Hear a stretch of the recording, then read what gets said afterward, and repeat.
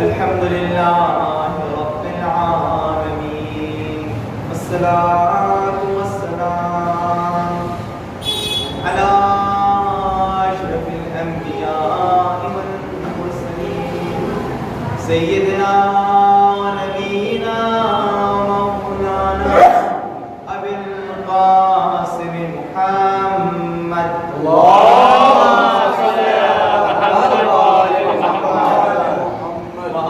الطيبين الطاهرين المعصومين المنتجبين المنتخبين.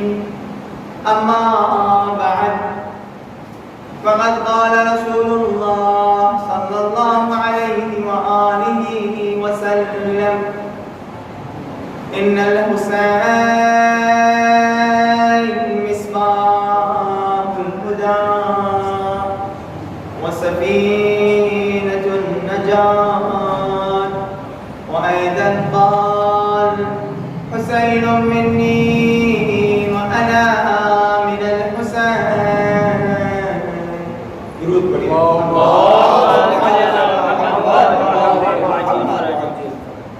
پروردگار نے ایک مرتبہ پھر ہم سب کو یہ توفیق دی ہے کہ ہم اور آپ ماہ محرم کو درک کر سکیں. بہت سارے ایسے دوست، ساتھی، رشتہ دار، ہمسائے ایسے لوگ تھے کہ جن کے دلوں میں یہ آرزو رہ چکے اور وہ اس دنیا سے چلے گئے. وہی اس ماہ محرم تک کہ نہیں پہنچ پائے. وہ محرم، وہ عزا، وہ گریا، وہ عشق، وہ سینہ زنی، وہ ماتم داری کہ جس سے انسان بہت جلدی قرب الہی حاصل کر لے، بہت جلدی کمال کے راستے میں گامزن ہونے کے بعد کمال کے درجات کو حاصل کر لے. اسی لیے امام حسین علیہ السلام کو سفینۃ النجات کہا گیا ہے. سفینے کی مثال دی گئی، مصباح الہدی کہا گیا، سراج الہدی کہا گیا.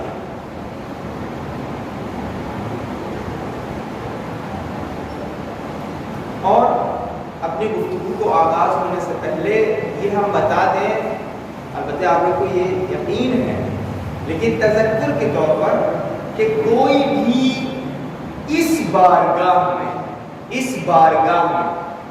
چھوٹی سی خدمت بھی اگر کرے گا تو اس کو اسی دنیا میں دے دیا جائے گا، اور اہل بیت کسی کے قرضدار نہیں رہے. کیونکہ یہ وہ ہستیاں ہیں کہ جن کی وجہ سے کرم بنا. یہ کریم ابن کریم ہے، یہ مظہر رحمت الہی ہے، تو یہ کسی کے قرضدار نہیں رہیں گے. میں جب آ رہا تھا تو میں نے دیکھا جیسے آپ لوگوں کی بعض لوگوں کا سینے پہ والنٹیئر لکھا ہے، یعنی اگر اس کا ترجمہ کرو خادم، خدام اہل بیت. نسبت کدھر ہے؟ نسبت اہل بیت اور ائمہ کی طرف ہے. یہ خدام اہل بیت ہے، یہ خادمان اہل بیت ہے.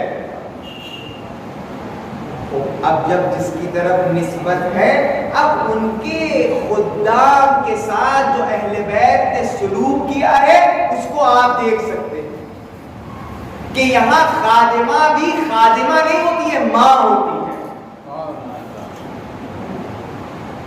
غمبر یہاں غلام نہیں ہے،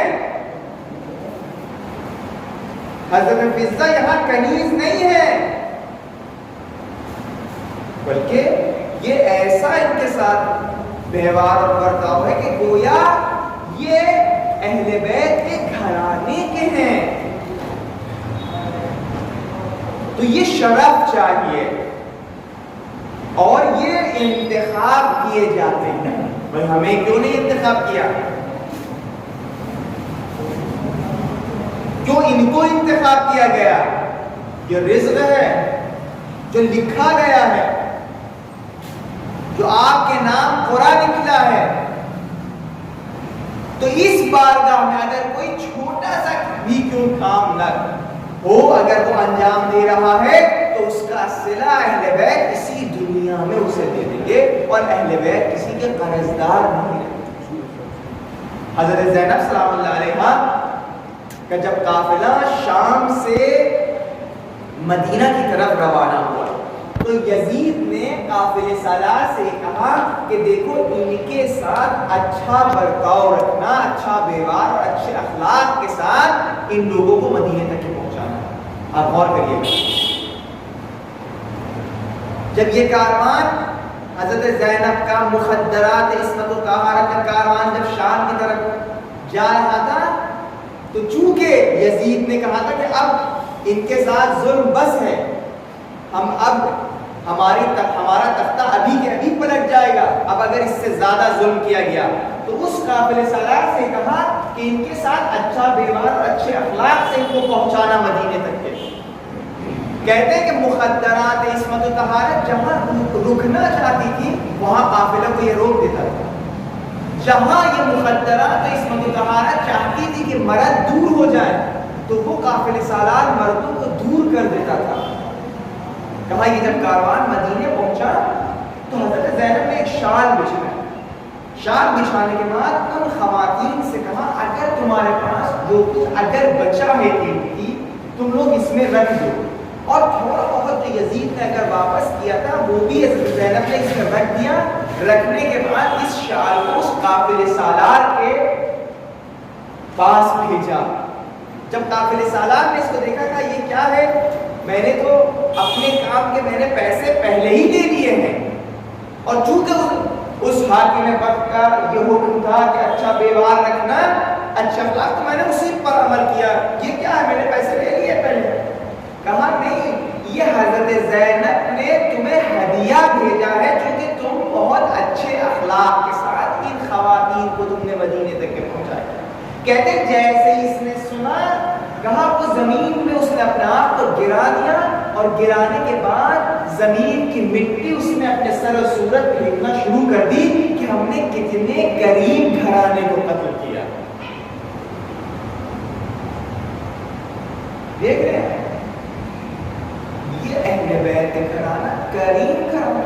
تو یہاں چھوٹا سا کام کوئی چھوٹا نہ سمجھے. ہمارے باپ کا کام نہیں ہے، آپ کے باپ کا کام نہیں ہے. بھائی ہم اور آپ کتنے دن ہمارا نام زندہ رکھ سکتے ہیں؟ کتنے دن؟ کتنا ہماری کمیٹی زندہ رکھ سکتی ہے؟ 100 سال 200 سال. یہاں آنے کے بعد اگر ہم نے اپنے تشخص کو ختم کر دیا، اپنے آپ کے تشخص جو میرا ہے ہم نے ختم کر دیا، اور دریا یہ عشق امام حسین میں ہم بہ گئے تو ہماری بقا ہے. اور اگر مختلف ندیاں جیسے دریا میں بہتی ہیں، چونکہ دریا میں بہتی ہیں وہ باقی ہیں، اور یہ بھی ایسے ہی ہے، اگر ہم نے اپنے آپ کو عشق امام حسین میں اپنے آپ کو فنا کر دیا تو ہم باقی ہیں، ہماری بقا. اسی لیے اہل بیت نے کیا سکھایا ہمیں؟ یہ نہیں کہا یہ فلاں ہے یہ فلاں ہے، انہی نے ہی کہا یہ عزادار حسین ہے، یہ عزادار حسین. یعنی اس خیمے میں آنے کے بعد غریبی اور امیری کا کوئی معیار نہیں، کالے گورے کا کوئی معیار نہیں، ایرانی انڈین کا کوئی معیار نہیں. اس خیمے میں آنے کے بعد سب کے سب عزادار ہیں، اور یہ تشخص ہمیں دیا گیا، اور اس تشخص سے ہمیں اور آپ کو یاد کیا گیا. کون ہے امام حسین؟ اس محرم، اس امام حسین علیہ السلام کا ذکر گریا. حضرت اللہ علیہ فرماتے ہیں کہ اس بارگاہ میں آنے کے بعد کم نہ مانگیے گا، بہت مانگیے گا. اور مخصوصاً ماہ محرم میں مستقل دعا کریے گا کہ آپ کے رزق میں اشیبر حسین لکھا جائے. اور ہر ایک کے آنکھ نم نہیں ہوتی ہیں, ہر ایک کے آنکھوں سے آنسو نہیں بہتے ہیں. کہا علماء فرماتے ہیں دعا کریے گا کہ یہ لکھا جائے یہ رزق آپ کے لیے.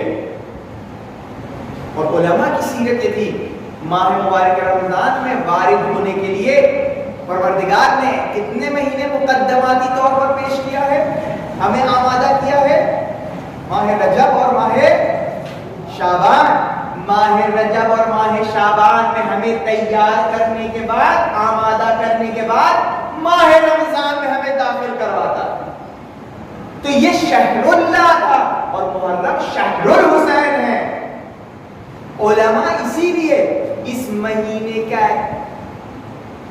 وارد ہونے سے پہلے کہتے ہیں علماء 2 مہینے سے پہلے اپنے آپ کو تیار کر لیتے تھے, اپنے آنکھوں کو, اپنی زبان کو, اپنے کان کو, اپنے پیروں کو گناہ سے روک دیتے تھے کہ اگر یہ آنکھ ناپاک ہو تو اس آنکھ سے اشک بر حسین نہیں جاری ہوگا, اگر یہ کان ناپاک ہو تو اس کان میں مصیبت امام حسین, فضائل امام حسین کا کوئی اثر نہیں ہوگا, اگر یہ پیر ناپاک ہو تو اس پیر کو توفیق نہیں ملے گی کہ وہ فرش اعظم میں جا کر بیٹھ سکے.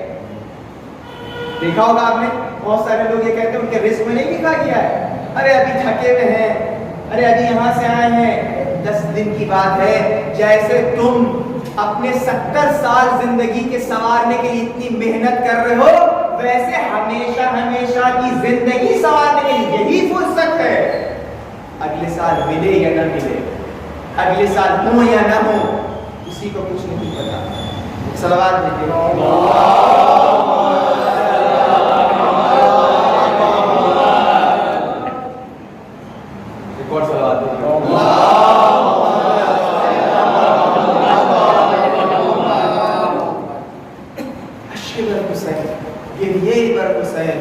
حسین ابن علی,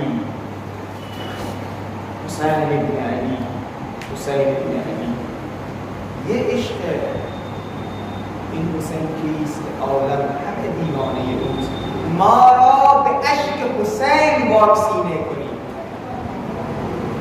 یعنی کیا؟ یعنی ہم کو اور آپ کو حسین کے عشق اور حسین پر گریا اور حسین کا عشق ہے جو ہمیں اور آپ کو بیماریوں سے بچاتا ہے. ہمارا ویکسینیشن عشق بر حسین ہے. یہ عشق بر حسین درد بھی ہے اور دوا بھی ہے. اور یہ بزم حسین شفا ہے, یہ فرش اعزا شفا ہے. کیوں شفا ہے؟ کیوں شفا ہے؟ اس لیے کہ امام صادق علیہ السلام فرماتے ہیں جب مصیبت امام حسین کا تذکرہ ہوتا ہے ملائکہ مقرب الہی اس بزم میں آ جاتے ہیں اور گریہ کرتے ہیں. جہاں حسین ابن علی کا تذکرہ ہوتا ہے خود صاحب عزا وقت کا امام حاضر ہو جاتا ہے. تو کیا اس بزم میں شفا کے علاوہ کچھ اور ہمیں اور آپ کو نصیب ہوگا؟ یہاں شفا شفا, جب یہ عقیدہ رکھیں گے تو شفا ملے گی.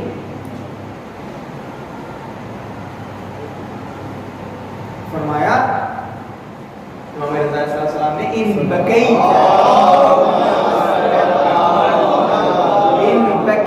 علی الحسین علیہ السلام حتی تصیر دموعک علی خدیک, اگر تم نے حسین ابن علی پر گریہ کیا, ایسا گریہ کہ تمہارے اشک جاری ہو کے تمہارے چہرے پر,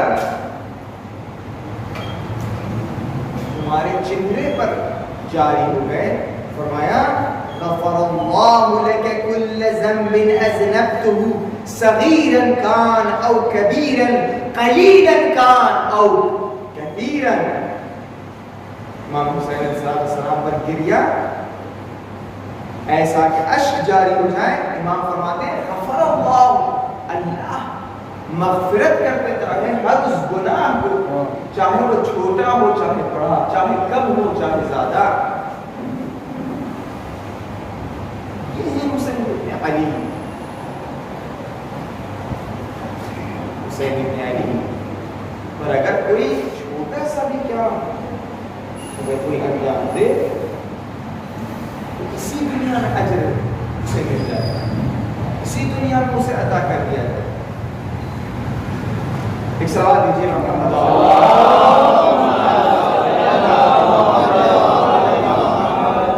دین کو سمجھنا، دین کو سمجھنا، فہم عمیق دین سخت ہے.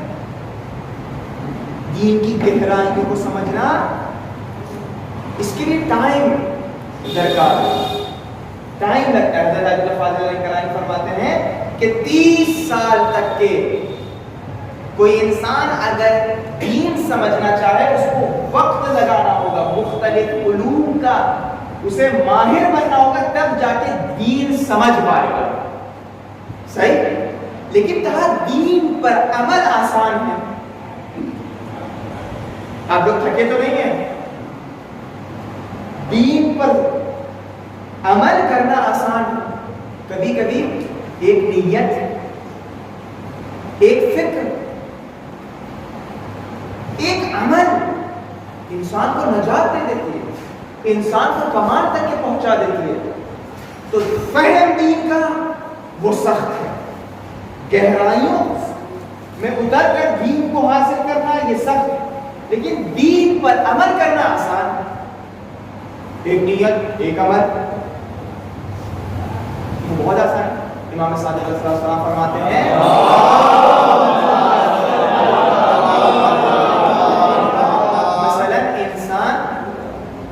ایک گلاس پانی جب پی رہا ہے تو پانی پینے سے پہلے اگر بسم اللہ کہے گا، اور جب اس نے ایک گھونٹ پیا اور اس کے بعد اگر اس نے الحمدللہ کہا، پھر ایک گھونٹ پیا، پھر الحمدللہ کہا، پھر ایک گھونٹ پیا، پھر الحمدللہ کہا، تو امام فرماتے ہیں اس نے اس عمل سے اپنے لیے جنت کو خرید لیا،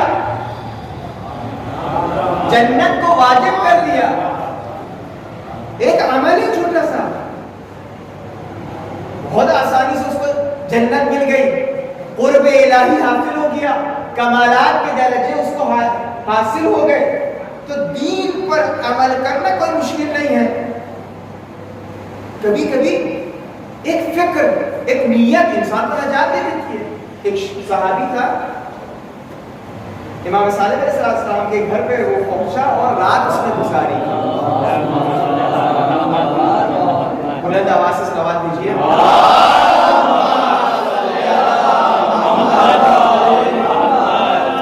رات گزارنے کے بعد اس نے آدھی رات میں وہ اٹھا، اٹھنے کے بعد دیکھا امام صادق علیہ السلام مصلی عبادت پہ ہے اور نماز شب اور گریہ اور زاری اور تضرع.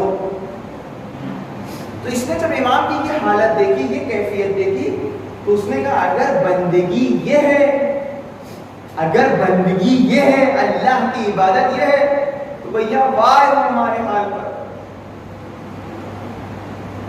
خوش ہو گیا. اگلے دن جب اس نے امام کو دیکھا تو امام کو دیکھنے کے بعد اس نے کہا مولا میں نے آپ کو کل آدھی رات میں دیکھا تھا اور آپ کی وہ عبادت کو دیکھا گیا، دیکھنے کے بعد میں نے بہت حسرت اور میں اپنے آپ پر بہت میں نے ملامت اور میں تأسف کھایا اپنے حال پر کہ کیا آپ کی بندگی، کیا آپ کی عبادت ہے اور کہاں ہم. تو مولا نے فوراً کہا تم نے بھی کوئی ایسا کم کام نہیں انجام دیا تھا، تم نے بھی بہت بڑا کام کیا تھا. صحابی کہتے ہیں میں نے تو کوئی ایسا کام نہیں کیا تھا، میں تو سو رہا تھا. کہا یاد کرو کہ جب تم آدھی رات کو اٹھے تھے، اٹھنے کے بعد جب تم نے پانی پیا تو پانی پینے کے بعد تم نے میرے جد حسین پر سلام کہا. پانی پینے کے بعد تم نے السلام علیک یا ابا عبداللہ کہا تو تم نے کوئی کم کام نہیں کیا، تم نے بہت بڑا کام کیا. یعنی کیا کہنا چاہ رہے ہیں؟ ایک عمل، ایک نیت، ایک فکر انسان کو نجات دے دیتی ہے.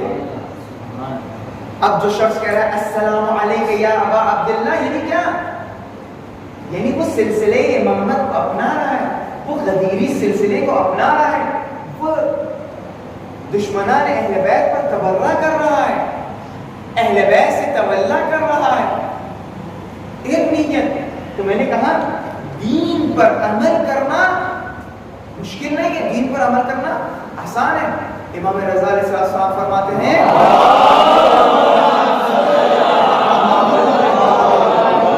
کہ جس نے پانی پینے کے بعد ہمارے جد حسین ابن علی پر سلام کہا مثل من استشهد مع الحسین، یہ شخص ویسا ہی ہے جیسے گویا یہ امام حسین کے ساتھ شہید ہو گیا. اس کا اجر یہ ہے، اس کی منزلت یہ ہے. ایک سوال کیجیے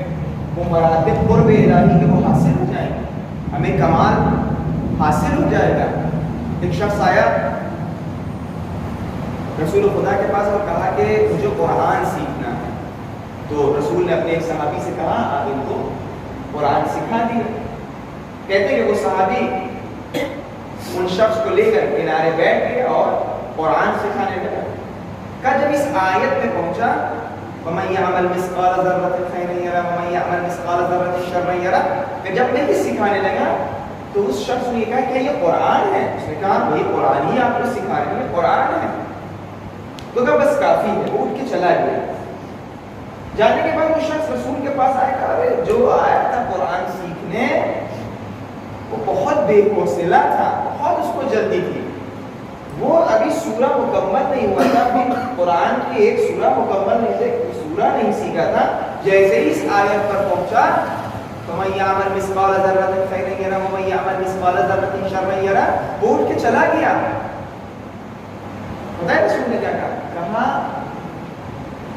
آیا تھا تو ایسے ہی تھا، جب واپس گیا رجع فقیہاً، جب وہ واپس گیا وہ فقیہ بن کر کے گیا.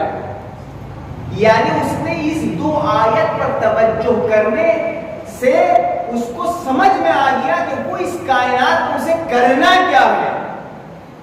رجع فقیہاً، وہ دین سمجھ گیا پورا کا پورا. اب دیکھیں کتنا آسان ہے دین پر عمل، آسان ہے. ایک عمل، ایک نیت، ایک فکر انسان کو نجات دے دیتی ہے. ایک اشکبر حسین، فرش عذاب کا ایک حصہ پکڑ کے بچھانا، اس بارگاہ میں جھاڑو دینا، پرچم لگانا، اور کیا آپ بتائیے اس کے علاوہ ہمیں اس کائنات میں کچھ اور کرنا ہے؟ پھر ہم آئے ہیں کس لیے؟ اگر یہ نہ ہو، ہماری اگر موت ہو جائے، ہم کیا دکھائیں گے خدا کے سامنے؟ کہ ہم موبائل کھیلتے تھے پیڑ کے نیچے بیٹھ کر،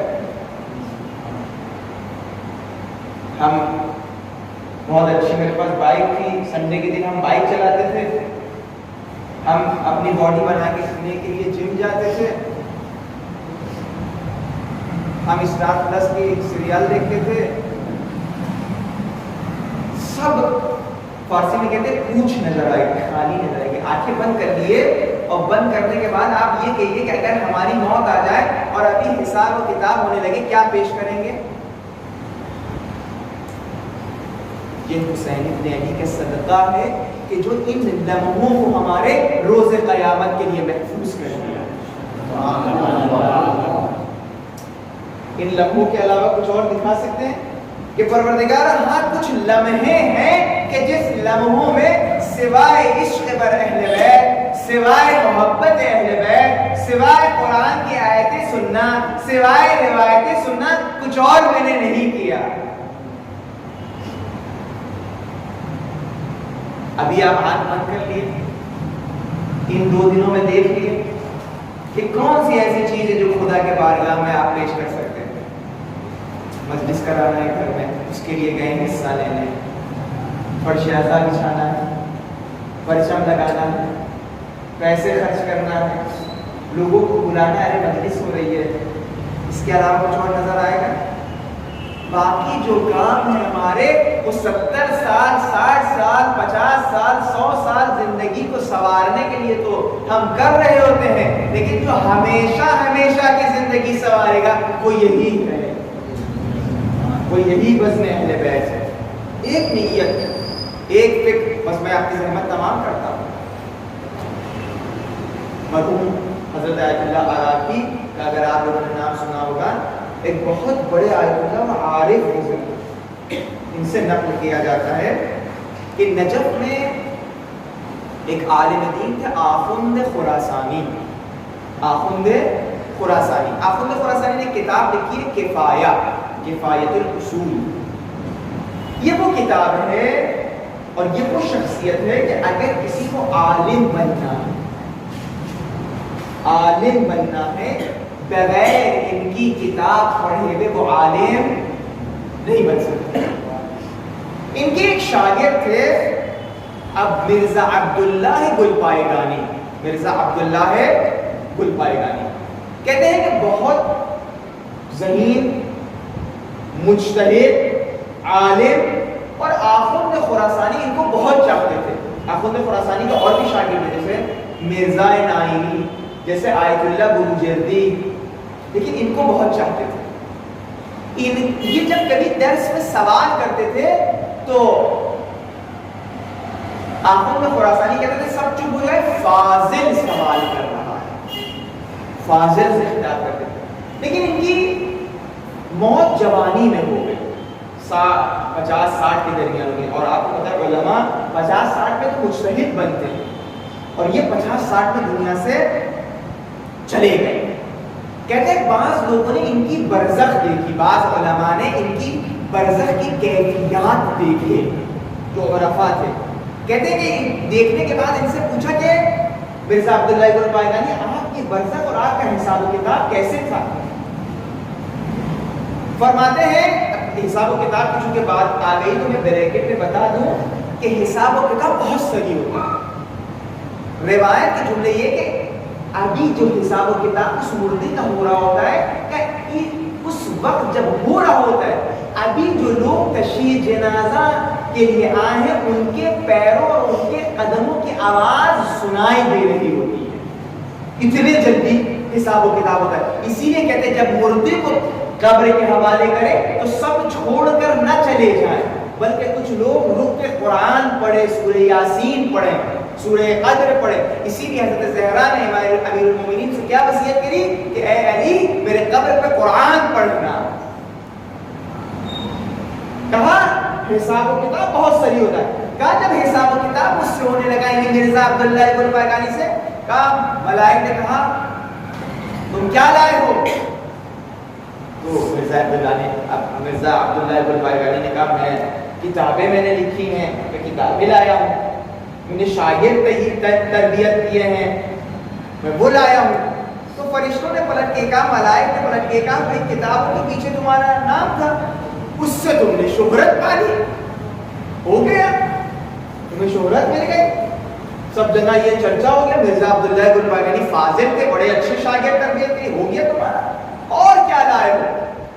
اس میں مرزا عبداللہ گلپائگانی فرماتے ہیں میں مجلس لایا ہوں، ذکر لایا ہوں، عشق لایا ہوں۔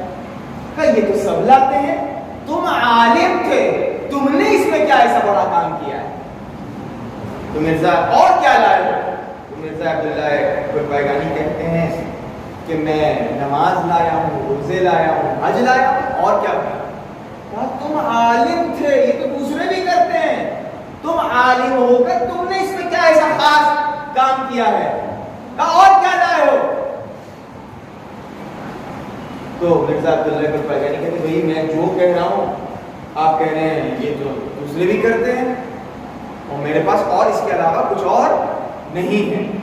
تو ملائک پلٹ کے کہتے ہیں کہ نہیں، تمہارے پاس ایک بہت بڑی قیمتی عمل ہے،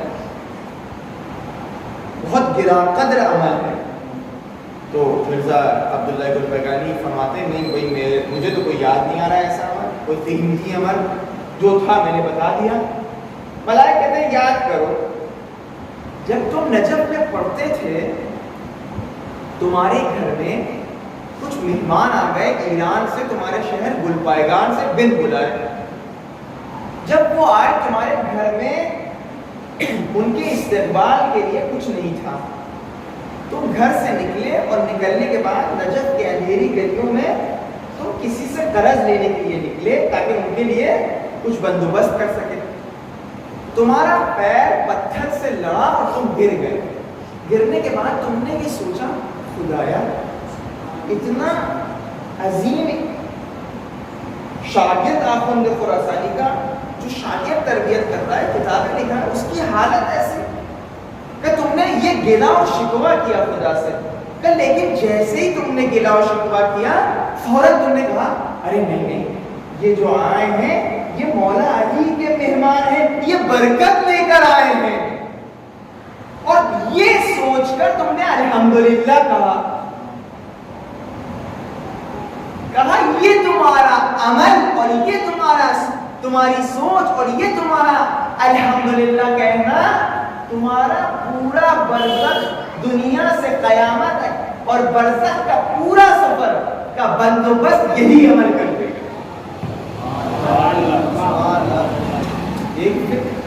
ایک فکر، ایک نیت، ایک عمل انسان کو نجات دے دیتا ہے۔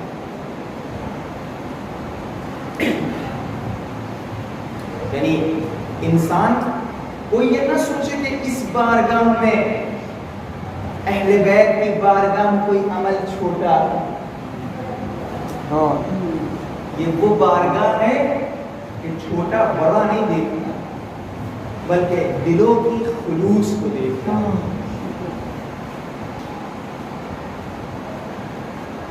یہ حسین ابن علی جس بز میں جس فرش اعظم میں ہم اور آپ حاضر ہیں، یہ وہ بزم ہے، یہ وہ کریم بزم ہے جس کا ہم اور آپ تذکرہ کر رہے ہیں کہ جو کریم ابن کریم،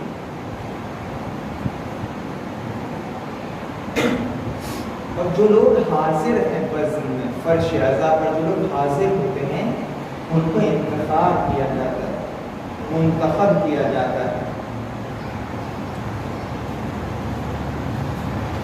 ان کو بلایا جاتا ہے۔ کیوں بلایا جاتا ہے؟ دینے کے لیے، عطا کرنے کے لیے۔ کیونکہ کس کا ذکر کر رہے ہیں ہم؟ حسین۔ کون حسین؟ جو کریم ابن کریم، کہتے ہیں کہ گدا مانگنے والا، خدا ہم سب کو گدایان اہل بیت قرار دے کہ اس بارگاہ میں آ کے مانگے۔ میں نے کہا اللہ مانگی، کہتے اس بارگاہ میں آنے کے بعد بہت مانگیے۔ آپ جب اس بارگاہ میں آنے کے بعد بہت مانگیے گا، یعنی آپ کو اہل بیت کے قریب ہونے پر اعتماد ہے، بھروسہ ہے۔ کہتے ایک شخص آیا امام حسین کے گھر پر اور کہا مولا میں 400 درہم کا قرضدار ہوں۔ جیسے ہی مولا حسین نے سنا، مولا نے قمر سے کہا قمر جاؤ گھر میں جو کچھ درہم و دینار ہے وہ لے کر آ جاؤ۔ کہتے ہیں کمبر جا کے جتنے درہم و دینار ہیں وہ لے کر آتے ہیں، امام حسین اپنی ردا کو بچھاتے ہیں اور بچھانے کے بعد وہ درہم و دینار اس پر لگتے ہیں۔ حسین ہے نا، اور وہ کیا گدا خوش قسمت ہے کہ جس کو ردا یہ حسین ابن علی ملی، مانگنے والا دے دے 400 درہم کا مانگنے والا تھا، رضا کا دے دیتے، رضا کیا دے رہے؟ یہ کریم ہے۔ کہتے ہیں کہ امام حسین نے اس کو تمام درہم و دینار کو اپنے رضا میں سمیٹا، اور سمیٹنے کے بعد دروازہ کھولا نہیں بلکہ دروازے کے باہر اپنے ہاتھ کو باہر کیا اور کہنے لگے معاف کرنا، گھر میں جو کچھ تھا میں نے دے دیا، اگر اور ہوتا تو میں اور دے دیتا۔ خدا کی قسم حسین ابن علی کریم نے کیوں دروازہ نہیں کھولا کہ کہیں اس کی نگاہ امام حسین کی نگاہ پر پڑنے کے بعد کہیں شرمندہ نہ ہو جائے۔ کہتے ہیں کچھ دیر کے بعد اس گدا، اس مانگنے والے اس انسان کی گریہ کی آواز سنے۔ امام حسین دروازے پر آتے ہیں، آنے کے بعد کہتے ہیں ارے میں نے تو کہا تھا میرے پاس جو کچھ ہے میں نے دے دیا، اگر اور ہوتا تو میں دے دیتا، تم گریہ کیوں کر رہے ہو؟ اس نے کہا میں گریہ اس لیے نہیں کر رہا ہوں کہ آپ نے نہیں دیا، میں گریہ اس لیے کر رہا ہوں کہ مجھے 400 درہم کی ضرورت تھی، آپ نے 4000 درہم کی عطا کر دی، اور پھر آپ ہم سے معافی طلب کر رہے ہیں۔ یہ وہ کھڑا ہے، یہ وہ حسین، این حسین کیست که آدم همه دیوانه اوست، این چه شورشیست که در خلق عالم است۔ یہ حسین کون ہے کہ پوری عالم اس وقت غمزدہ ہے، پوری دنیا تمام مخلوقات حسین ابن علی پر گریہ کرتا۔ آج ایک محرم اور شب لگ گئی تھی 2 محرم، گریہ میں خوف نہ کریے گا، پتہ نہیں اگلے سال ہو یا نہ، پتہ نہیں شب عاشور تک پہنچے یا نہ پہنچے۔ آپ دیکھیے ابھی پہلی شب لگی تھی، اب 2 شب دوسری شب لگ گئی، شب 2 محرم اتنے جلدی گزر جائے گا کہ لگے گا ابھی شب عاشور۔ آج کہتے ہیں الوداعی پڑھی جاتی ہے امام حسین علیہ السلام، پڑھے تو انسان کیسے پڑھے؟ حسین کی اپنے نانا سے وداعی پڑھے یا حسین کی اپنے فاطمہ الزہرا سے وداعی پڑھے؟ تاریخ لکھتی ہے کہ جب امام حسین مدینے سے مکے کی طرف جانا چاہتے ہیں تو سب سے پہلے اپنے نانا رسول خدا کے قبر پر جاتے ہیں، اور قبر پہ جانے کے بعد اپنے آپ کو گرا دیتے ہیں اور فرماتے ہیں نانا آپ کی امت ہے جو ہمیں آپ سے جدا کر رہی، نانا میں کربلا جا رہا ہوں، نانا میں نینا جا رہا ہوں۔ فرماتے ہیں تاریخ لکھتی ہے کہ حسین اتنا گریہ کیے کہ غش کھا گئے۔ فرماتے ہیں حسین ابن علی کہ غش کھانے کے بعد حسین یہ دیکھتے ہیں کہ رسول خدا تشریف لائے اور حسین کو آغوش سے لگایا، حسین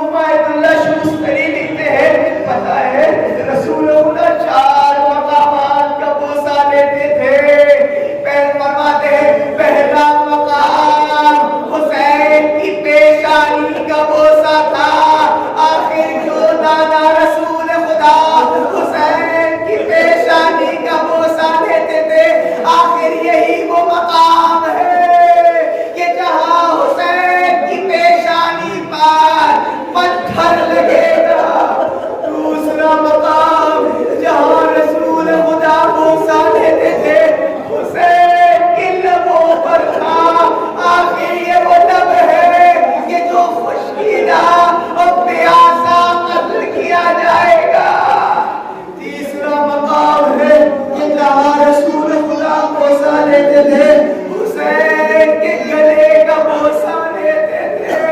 آخر یہ وہ مقام ہے کہ جہاں شبر کا خنجر چلے گا۔ چوتھا مقام جہاں رسول خدا بوسہ لیتے تھے، وہ حسین کے سینے کا بوسہ تھا۔ آخر یہ وہ مقام ہے، یہ وہ جگہ ہے جہاں شیبر اپنا گھٹنا حسین کے سینے پر رکھے گا۔ نانا سے تو بدائی کر لی، لیکن ماں فاطمہ الزہرا سے کیسے بدائی کرے؟ آخر قبر پوشیدہ ہے، جائے تو حسین کہا جائے، قبرستان کا رخ کرتے ہیں، ماں فاطمہ الزہرا سے خدا حافظی کرتے ہیں۔ قبر سے آواز آتی ہے، علیک السلام، علیک السلام یا غریب الروم، علیک السلام یا مظلوم الروم۔ سلام ہو اے مظلوم ماں کے مظلوم بیٹے، سلام ہو اے غریب ماں کے غریب بیٹے۔